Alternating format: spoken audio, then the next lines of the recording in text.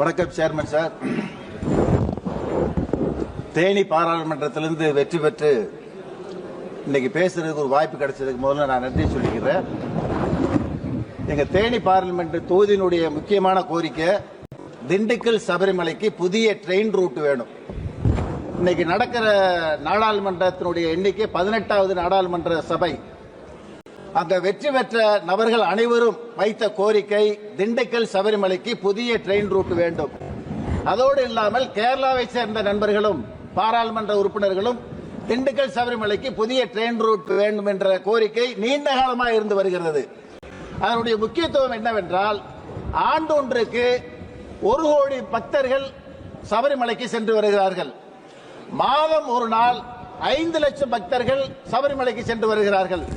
திண்டுக்கல் சபரிமலைக்கு புதிய train root கொடுத்தால் காஷ்மீரிலிருந்து வருகிறவர்கள் தொடர்ச்சியாக சபரிமலைக்கு வருவதற்கு வாய்ப்பு இருக்கிறது. போக்குவரத்து நெரிசல் தடுக்கப்படுகிறது, விபத்துகள் தடுக்கப்படுகிறது, நேரம் அத்தியாவசியமாக குறைக்கப்படுகிறது.